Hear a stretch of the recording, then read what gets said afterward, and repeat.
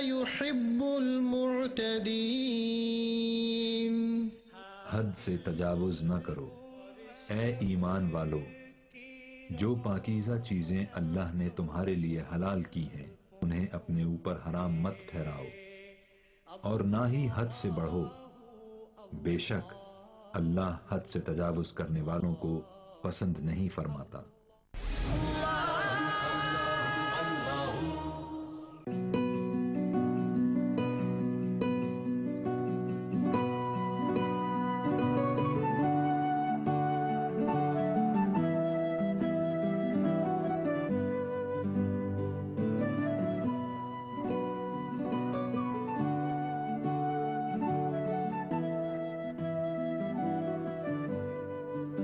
کفالت یتیم سے جنت کا حصول بھی، رفاقت رسول بھی. ARY لایا کمیٹی سونے دی. جی ہاں، اب آپ ڈال سکتے ہیں سونے کی کمیٹی. اپنی رقم کسی بھی ایزی پیسہ آؤٹ لیٹ کے ذریعے ARY پر بھیجئے اور شامل ہو جائیں سونے کی کمیٹی میں. اس کے ساتھ ساتھ بذریعہ قرآن اندازی 10 ممبرز کو ملے گا 1 گرام سونا روزانہ. ویکلی بمپر ڈرا 2.5 گرام، 5 گرام اور 10 گرام سونا. اس کے علاوہ ملے گا موقع ARYSahoolatBazaar.pk پر 50,000 روپے تک کی خریداری کا. اور کیا چاہیے، کمیٹی بھی اور پرائز. پاکستان کے لیے کیجئے ایک اچھا کام پاکستان کے نام، کیونکہ یہ اس کا نہیں، عام آدمی کا پاکستان ہے. اگر آپ نے کوئی اچھا کام کیا ہے یا کرنا چاہتے ہیں جس سے عام آدمی کی زندگی میں بہتری آئے تو اپنے آئیڈیاز، پروجیکٹس یا پروپوزل ہمیں بھیجیں، ہمیں جوائن کیجیے. آپ اور ARY.com، Facebook.com/ARY.app official. SMS کرنے کے لیے AAP ٹائپ کریں، اسپیس، اپنا نام، اپنے شہر کا نام اور قومی شناختی کارڈ نمبر لکھ کر سینڈ کر دیں 8068 پر. مضبوط پاکستان کی جد و جہد ARY کے ساتھ. بسم اللہ الرحمن الرحیم. اللہ تبارک و تعالیٰ کے پاکیزہ نام سے ابتدا کرتے ہیں جو بہت مہربان، نہایت رحم والا ہے. الحمدللہ کتاب و مواقیت الصلاۃ چل رہی تھی اور اس پہ ایک باب قائم کیا امام بخاری رحمۃ اللہ علیہ نے، باب الاذان بعد ذہاب الوقت، یعنی وقت کے چلے جانے کے بعد اذان دینے کا باب. اس پر حدیث نمبر 595 جو ہم آپ کی خدمت میں کئی پروگرام سے عرض کر رہے ہیں کہ سرکار سفر سے آ رہے تھے، آدھی رات گزر چکی تھی، صحابہ کرام نے تھکن کی وجہ سے عرض کیا رسول اللہ میں آرام کرنے دیا جائے. آپ نے خدشے کا اظہار فرمایا کہ ایسا نہ ہو کہ تم سوتے رہ جاؤ. تو حضرت بلال رضی اللہ تعالیٰ عنہ نے ذمہ داری لی کہ میں اٹھا لوں گا. سب سو گئے، حضرت بلال بھی گہری نیند سو گئے اور نماز نکل گئی. تو سرکار صلی اللہ علیہ وسلم نے فرمایا اس وادی سے باہر نکلیں، یہ یہاں پہ مناسب نہیں ہے. آپ لوگ باہر نکلے، وضو کیا، جب سورج بالکل بلند ہو گیا تو وضو وغیرہ کر کے پھر سرکار نے نماز ادا فرمائی. تو وہاں پھر اذان دی گئی تھی. تو اس کو یہ بیان کر رہے ہیں امام بخاری رحمۃ اللہ علیہ کہ یہ وقت گزر جانے کے بعد اذان دینے کا باب. تو اس میں نے تفصیلی کلام پچھلے پروگرام میں کر ہی لیا تھا. اب اگلی چیز کی طرف چلتے ہیں کہ سرکار نے حضرت بلال رضی اللہ تعالیٰ عنہ سے فرمایا کہ بلال تمہارے قول کا کیا ہوا، یعنی آپ نے تو کہا تھا کہ ہم اٹھا دیں گے. عرض یا رسول اللہ مجھے اتنی گہری نیند آئی کہ میری آنکھ نہ کھل سکے. تو رحمت کونین صلی اللہ علیہ وسلم نے اس عذر کو قبول فرمایا اور آپ کو ڈانٹا نہیں، ڈپٹا نہیں، جھڑکا نہیں، آپ کو سخت و سست نہیں کہا، مارا نہیں، کوئی سزا مقرر نہیں کی، بلکہ آپ خاموشی سے چلے گئے اور پھر حکم دیا بھی باہر چل کے نماز ادا کریں گے. اس سے سبق حاصل کرنا چاہیے کہ جو ہمارے ماتحت ہیں کبھی کبھی ایسا ہوتا ہے کہ وہ باوجود تمام تر احتیاط کے کوئی کام کرتے ہیں لیکن وہ غلط ہو جاتا ہے، خراب ہو جاتا ہے. وہ نہیں چاہتا کہ کوئی غفلت اور سستی ہو لیکن ہو جاتی ہے. ایسی صورت میں پہلے یہ دیکھ لیا جائے کہ کیا اس کی عادت مستمرہ ہے، یعنی ہمیشہ اس کی یہی عادت ہے کہ یوں سستیاں کرتا ہے، غفلت کرتا ہے، کام چوری کرتا ہے اور حکم عدولی کرتا ہے. اگر ایسی بات ہے تو پھر اس کو تنبیہ کی جا سکتی ہے تھوڑی نرمی سے، تھوڑی سختی سے، اور تھوڑی بہت کوئی سزا بھی اگر کوئی ایسا ماتحت ہے کہ وہ ہلکی پھلکی سی سزا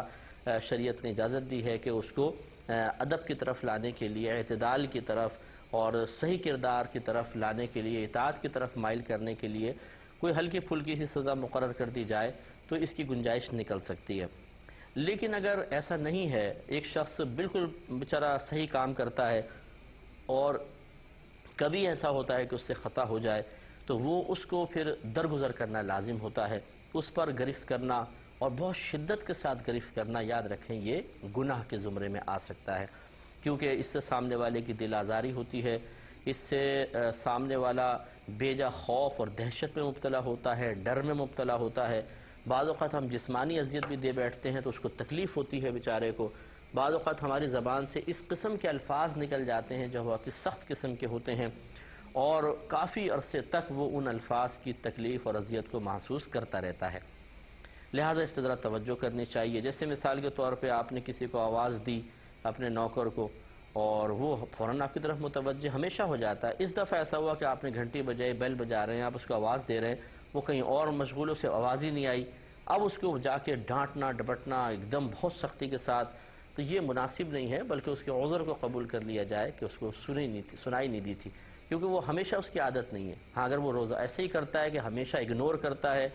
جان بوجھ کے دیر سے آتا ہے، تو ایک الگ بات ہے کہ اس کی گرفت کر لی جائے یا پھر اس کو جاب سے نکالیں، کسی اور کو رکھ لیں، لیکن یہ مناسب نہیں ہے کہ بیچارے سے ایسا کبھی کبھار ایسا ہوا تو ہم اس کو بہت ہی سخت قسم کی سزا دیں۔ یہی معاملہ اولاد کے لیے بھی ہوتا ہے۔ اولاد بھی آخر انسان ہے، اس سے کبھی کبھی غلطیاں ہو جاتی ہیں۔ جیسے چھوٹے بچے ہوتے ہیں، پانی کا گلاس لے کر آ رہے ہیں، گلاس ہاتھ سے چھوٹ گیا، گر گیا، کپ ٹوٹ گیا، تو عموماً ایسا ہی ہوتا ہے کہ بڑے جو ہیں وہ ایک دم ان پہ چڑھ دوڑتے ہیں، برا بھلا کہتے ہیں اور مختلف قسم کے الٹے سیدھے القابات سے نوازتے ہیں۔ زیادہ شدت غصہ ہوتا ہے تو ایک آدھ تماچا بھی رسید کر دیا جاتا ہے اور انہیں سخت سست کہا جاتا ہے۔ اور پھر اگر کچھ عرصے بعد ان بڑوں سے ہی ایسا ہو کہ ہاتھ سے گلاس گر جائے، ٹوٹ جائے، تو پھر کچھ نہیں ہے، پھر بس ارے یہ تو ہاتھ چکنا ہو گیا تھا، گلاس چکنا ہو گیا تھا، یہ کس نے کمبخت جوتی بیچ میں رکھی، میں اٹک گیا اور اس کی وجہ سے گلاس ٹوٹ گیا۔ اپنے لیے آزار اور بچوں کے لیے نہیں، تو یہ نہیں ہونا چاہیے، بلکہ اگر بچے احتیاط سے ہی چلتے ہیں، مطیع ہیں، فرما بردار ہیں، کبھی کبھار ان سے کوئی غلطی ہو جاتی ہے تو پھر ایسا نہیں ہے کہ ان کو بہت زیادہ ڈانٹا جائے، بیجا ان کو مارا جائے۔ یاد رکھیں یہ گناہ کی صورت بھی بن سکتی ہے۔ اسی طرح جو ٹیچرز ہوتے ہیں، اگر ایک اسٹوڈنٹ ہے، چاہے آپ قاری صاحب ہیں، حافظ ہیں یا اسکول ٹیچر ہیں، اگر بچے اچھا کام کرتے ہیں، اطاعت کرتے ہیں، کبھی کبھار سبق یاد نہیں ہوا، کوئی خرابی ہوگی تو درگزر کرنا چاہیے۔ یہ نہیں کہ ان کے مار مار کے ہڈیاں ہی ان کی بیچاروں کی توڑ دیں یا جسم پہ نیل ڈال دیں، یہ غلط ہے۔ اسی طریقے سے بیوی ایک انسان ہے، وہ بھی آخر بیچاری تقاضائے بشریت رکھتی ہے،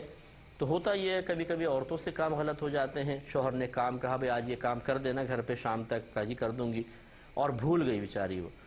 تو اب وہ شوہر معاف کرنے کے لیے تیار نہیں ہوتا، اس کو اتنا سناتا ہے، اتنی باتیں سناتا ہے، اتنی باتیں سناتا ہے، کوئی انتہا نہیں۔ ہاں اگر بیوی ایسی سست عزم ہو کہ جو کام کہتا ہے وہ کرتی ہی نہیں ہے اور اکثر ایسی اس کی عادت ہے، تو پھر غصہ آنا ایک بجا ہے کہ بھئی ٹھیک ہے، صحیح ہے کہ یہ عورت نافرمانی کرتی ہے، شوہر کی بات کو اہمیت نہیں دیتی، توجہ نہیں کرتی ہے۔ اب وہ بیچاری اگر ایسی ہو کہ ہر چیز پر جی حضور، جی ہاں، آگے بڑھ بڑھ کے کام کرے، بلکہ اس کے کہنے سے پہلے اس کے سارے کام کر دے، اور پھر کبھی کبھار کوئی ایک آدھ چیز بھول جائے تو پھر درگزر کرنا چاہیے۔ اس کے جو پچھلے سارے کام ہیں ان پہ نگاہ رکھے کہ کبھی ایسا نہیں ہوا کہ جان بوجھ کے نظر انداز کیا ہو۔ اب خواہ اس پہ الزام لگانا تم نے جان بوجھ کے میرا کام نہیں کیا ہے، تم نے جان بوجھ کے کام چھوڑا ہے۔ وہ اگر کہتی ہے میں بھول گئی تو کہاں تھا تمہارا ذہن، کدھر گیا ہوا تھا تمہارا ذہن؟ اتنی اتنی گرفت کہ بیچاری کو خوب اس کو ذلیل کرنا، بچوں کے سامنے، اپنے گھر والوں کے سامنے، ماں باپ کے سامنے، اپنے بھائی بہنوں کے سامنے، اور ان کے بچے بھی سن رہے ہوتے ہیں کہ بڑی ایک خاتون کو گھر کی ڈانٹ پڑ رہی ہے۔ جوائنٹ فیملی سسٹم میں اس طرح کے بڑے پرابلمز ہوتے ہیں، یہ چیز غلط ہے، بالکل ایسا نہیں ہونا چاہیے۔ یاد رکھیں کہ اس میں انسان قابل گرفت ہوگا۔ اس لیے بس بات وہی ہے کہ دیکھیں بھول میرے ساتھ بھی ہو سکتی ہے، آپ کے ساتھ بھی، غفلت ہمارے ساتھ بھی ہو سکتی ہے، قصور ہم سے بھی ہو سکتا ہے، تو پھر جو ہم اپنے بارے میں توقع رکھتے ہیں، اپنے بارے میں کسی کے رویے کے متمنی ہوتے ہیں، ایسا ہی رویہ کسی اور کے ساتھ بھی اختیار کریں۔ ہمیں سوچنا چاہیے کہ اگر بالفرض میں ہوں آپ کا نوکر یا آپ میرے نوکر ہیں اور ہم سے کوئی ایسی غلطی ہو جاتی ہے، گلاس لا رہے اچانک ٹھوکر لگ گئی، ٹوٹ گیا، حالانکہ پہلے کبھی ایسا نہیں ہوتا، ہم بڑی احتیاط کرتے ہیں، سامنے والے کی مزاج کا خیال رکھتے ہیں۔ اب آپ کو میں ڈانٹوں، اگر آپ میرے ماتحت ہیں یا میں آپ کا ماتحت ہوں، آپ مجھے ڈانٹیں، تو ہمیں پتہ چلے گا کہ واقعی کتنی دل آزاری ہوتی ہے، کتنی تکلیف ہوتی ہے۔ اس لیے درگزر کرنا چاہیے۔ تو اس حدیث سے ہمیں یہ بھی پتہ چلتا ہے کہ چونکہ حضرت بلال رضی اللہ تعالیٰ عنہ بھی آخر ایک انسان تھے، ذمہ داری تو لی تھی اور بالکل دیانتداری سے اس ذمہ داری کو نبھانے کا قصد و ارادہ بھی تھا، لیکن اب وہ نیند غالب آ گئی تو رحمت کونین صلی اللہ علیہ وسلم سمجھ گئے کہ یہ ان کے بس میں ہی نہیں تھا۔ اللہ تبارک و تعالیٰ نے ان پر نیند کا اتنا غلبہ ہونے دیا کہ یہ بیچارے نہ جاگ سکے۔ جیسے کہ یہ روایت میں ہے کہ حضرت بلال رضی اللہ تعالیٰ عنہ، ایک اور روایت میں، یہاں پر تو نہیں ہے، کہ فرماتے ہیں میری آنکھیں میں دیکھ رہا ہوں سب کچھ اور آنکھوں میں اتنا نیند کا غلبہ ہو کہ ایسے بند ہو کر اور میں سو گیا۔ تو اس لیے سرکار نے ان کو کچھ نہیں کہا، بلکہ اس سے زیادہ حیرت انگیز چیز آپ یہ دیکھیے کہ حضرت انس رضی اللہ تعالیٰ عنہ کہتے ہیں کہ میں نے 10 سال تک رحمت کونین صلی اللہ علیہ وسلم کی خدمت کی، لیکن ان 10 سالوں میں کبھی اگر مجھ سے کوئی کام خراب ہو بھی گیا تو آپ نے یہ نہیں کہا کہ انس تم نے ایسا کیوں کیا، بلکہ فرماتے اگر مجھ سے کوئی کام بگڑتا اور گھر والے مجھے کچھ کہنے لگتے تو رحمت کونین صلی اللہ علیہ وسلم فرماتے کہ نہیں، اس کو چھوڑ دو۔ اگر اللہ تعالیٰ نے اس کی قسمت میں ایسا نہ لکھا ہوتا تو یہ کرتا ہی کیوں؟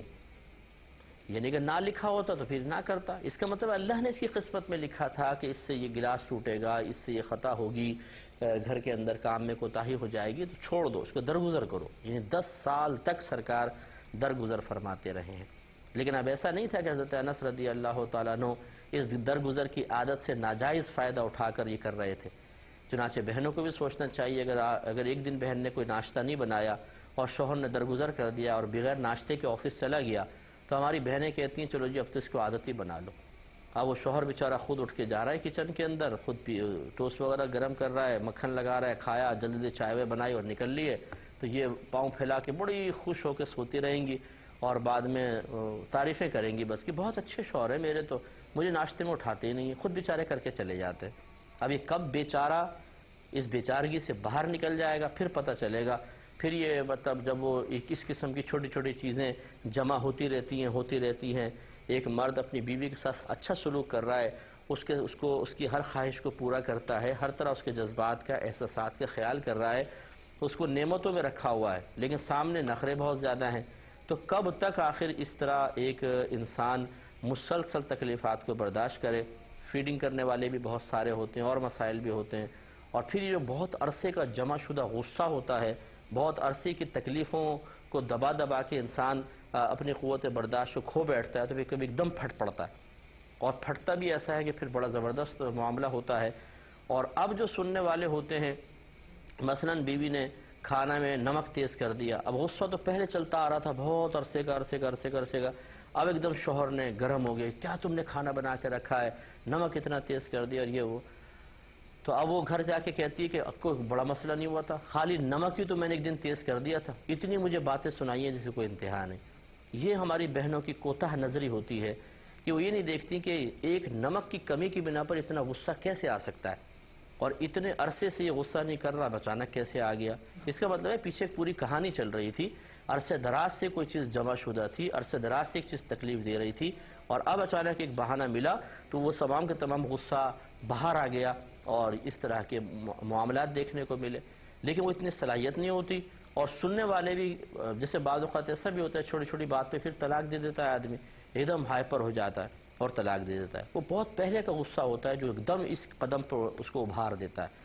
اب سننے والے یہ کہتے ہیں جی کس وجہ سے طلاق دی؟ وہ بالکل معصومہ بن کے بہن کہتی ہیں کوئی بڑی بات نہیں تھی، مجھ سے نمک تیز ہو گیا تھا، طلاق دے دی۔ ہر سننے والا کہتا ہے بڑا عجیب آدمی تھا، خالی نمک تیز ہونے پہ طلاق دے دی۔ تو یہ سننے والوں کو بھی چاہیے کہ وہ ذرا اس کے بارے میں غور کریں، بلکہ اس عورت سے پوچھیں کہ یہ بتاؤ کہ کیا تمہاری کوئی غلطی کوتاہی تسلسل مسلسل ہے جس نے شوہر کو اس اسٹیج تک لا کے کھڑا کر دیا کہ اب ایک نمک کا زیادہ ہو جانا بھی اس کے لیے ناقابل برداشت ہو گیا، اس کی قوت برداشت کا امتحان تم نے بہت زیادہ تو نہیں لے لیا تھا پہلے؟ کوئی سمجھانے والا نہیں ہوگا، کہیں گے ہاں بھئی یہ تو بڑا بد دماغ آدمی ہے، دیکھو ایک خالی نمک تیز ہونے پہ طلاق دے دی۔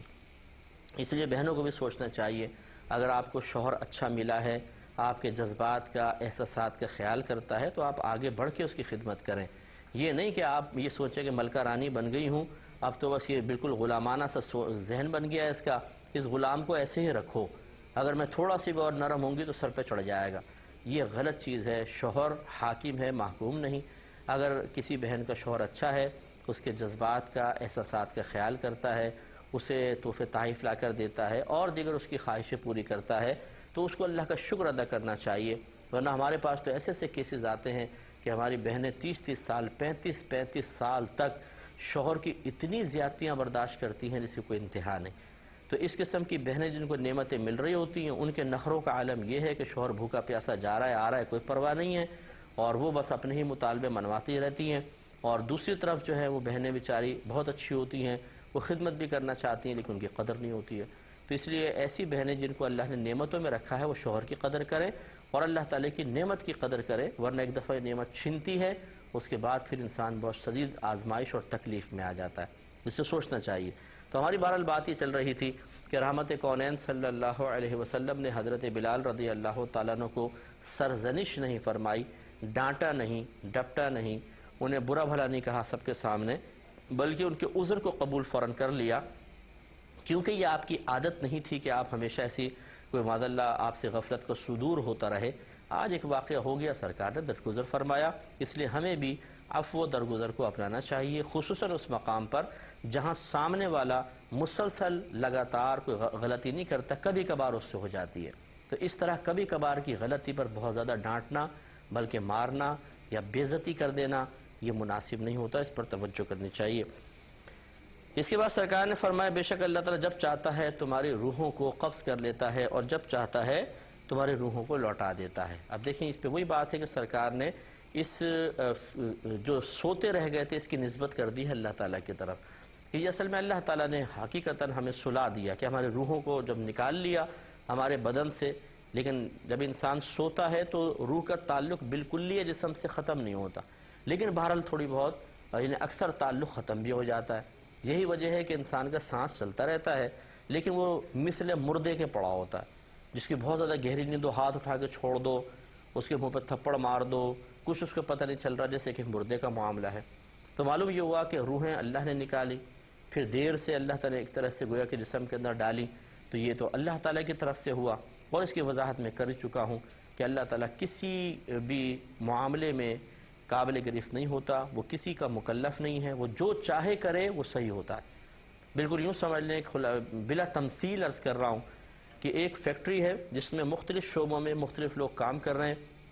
تو انہیں اپنی ڈیوٹی پہ مختلف چیزوں کا پابند ہونا پڑتا ہے، یہ تم استعمال کر سکتے ہو، یہ نہیں کر سکتے ہو، اتنا ٹائم یہاں گزارنا ہے، اتنا وقت یہاں گزارنا ہے۔ لیکن کیا اس کا جو فیکٹری کا مالک ہے وہ بھی ان چیزوں کا مکلف ہوتا ہے؟ نہیں، وہ جب چاہے آئے، جب چاہے جائے، کسی بھی چیز میں جا کے تصرف کرے، کیونکہ وہ مالک ہے۔ وہ کسی مشین کو بند کرے، کوئی پروڈکٹ اٹھا کے اپنے گھر لے جائے، کسی چیز کو توڑ دے، کوئی پروڈکٹ میں میٹیریل زیادہ ڈلوائے، کسی میں کم ڈلوائے، اس کی مرضی ہے، اس کو کون پکڑ سکتا ہے؟ تو بالکل اسی طریقے سے اللہ تعالیٰ کائنات کا خالق ہے، مالک ہے، شرعی احکام اسی نے بنائے ہیں، وہ خود شرعی احکام کا مکلف نہیں ہے، جس کے لیے جیسا چاہے فیصلہ فرمائے وہ ہمیشہ صحیح ہوتا ہے، اللہ کی کوئی گرفت نہیں ہے۔ لہٰذا اگر مخلوق کی طرف سے ایسا دانستہ طور پہ ہو تو ہم مخلوق کی گرفت کریں گے، لیکن جب خالق کی طرف سے ہو تو اللہ تعالیٰ اپنی مرضی کا مالک ہے، وہ جو کرتا ہے اچھا ہی ہوتا ہے، اس میں خرابی کا کوئی پہلو ذات باری تعالیٰ کے اعتبار سے ہے ہی نہیں، تو اللہ تعالیٰ کے لیے کوئی نازیبہ کلمہ اس طرح نہیں کہا جائے گا۔ پھر سرکار نے فرمایا کہ بلال کھڑے ہو کر لوگوں کے لیے اذان دو، پھر آپ نے وضو کیا، پھر جب سورج بلند ہو گیا اور سفید ہو گیا تو آپ نے کھڑے ہو کر نماز پڑھائی۔ اس سے ذرا ہمارے وہ بھائی بہن بھی درس حاصل کریں جو مختلف مقامات پر درس کے لیے جاتے ہیں، تبلیغ کے لیے جاتے ہیں، اور پھر لوگوں کو کہتے ہیں کہ جی قضا نماز کا کوئی تصور نہیں ہے، آپ قضا کیوں پڑھتے ہیں، نماز کی قضا کیوں پڑھتے ہیں، بس آپ کی نکل گئی، اللہ کی بارگاہ میں توبہ کریں، قضا نہ پڑھیں۔ حالانکہ نبی کریم صلی اللہ علیہ وسلم نے ارشاد فرمایا کہ صلو کما رأیتمونی اصلی، کہ تم اسی طرح نماز پڑھو جیسے تم نے مجھے نماز پڑھتے ہوئے دیکھا ہے۔ اس میں ایک تو طریقہ کار پہ بھی بات ہو گئی کہ جس طریقے سے تم نے مجھے نماز پڑھتے ہوئے دیکھا ویسے ہی طریقے سے نماز پڑھو،